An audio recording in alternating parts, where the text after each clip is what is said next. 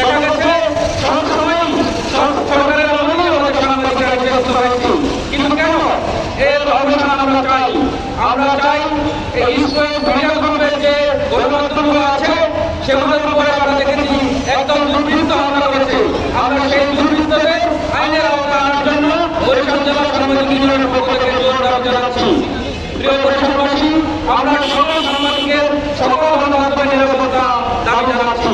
আশা করি বর্তমান সরকার এই বিষয়টি সর্বোচ্চ গুরুত্ব দিয়ে দেখবেন এবং আমাদের কোনো সাংবাদিক যেন কোনো ধরনের নির্যাতনের শিকার না হয়, কোনো সাংবাদিক যেন বেকার না হয়, কোনো গণমাধ্যম যেন থামানো না হয়। আমরা সেই দাবি জানিয়ে আমার কথা এখানে শেষ।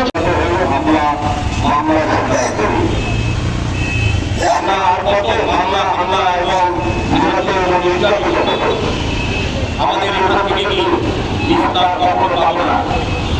আজকে আপনার কোনো সাংবাদিক কথা বলেছেন বিগত সরকারের নেয় বর্তমান সরকারের যদি একই চিন্তা ভাবনা এবং কার্যকলাপ যদি একই রকমের হয় তাহলে আলাদাভাবে বলার বিষয় হবে। বর্তমান রাষ্ট্র পরিচালনায় যিনি আছেন আপনার কাছে আমরা বরিশালের সাংবাদিক সমাজ আহ্বান জানাবো যে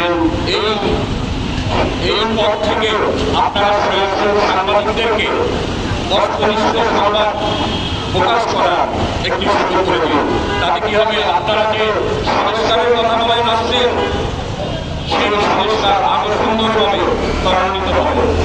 আমরা একটি কথা বলতে চাই বরিশালবাসীর কাছে যে আক্তার ফারুক শাহীনের পর্বে নির্যাতন করা হয়েছে, তার মাথা ফাটিয়ে 12টা সেলাই দেওয়া হয়েছে। আক্তার ফারুক শাহীনের কি অপরাধ ছিল?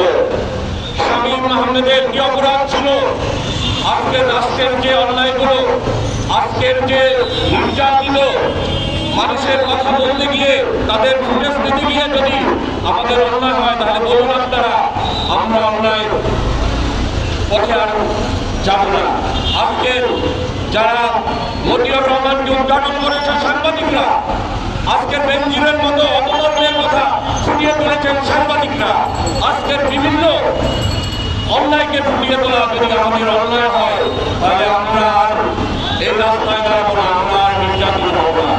বর্তমান সরকারের কাছে আহ্বান জানাবো, দত্ত আহ্বান জানাবো বরিশাল প্রেস ক্লাবের সভাপতি হিসেবে সাংবাদিক সমাজের রাস্তায় দাঁড়িয়ে একটি কথা বলবো, যদি সংস্কার করতে চান সঠিক সংস্কার করতে হলে সাংবাদিকদের দ্বার উন্মোচন করে দেন। বন্ধ করে পত্রিকা মিডিয়া বন্ধ করে এই সমাজকে সংস্কার করা কখনোই সম্ভব না। আর প্রশাসন ভাইদেরকে বলি, আপনাদেরকে অনুরোধ করি, সবিনয় অনুরোধ করি, সত্যকে এবং সত্যের আইনে আপনারা অটল থাকুন।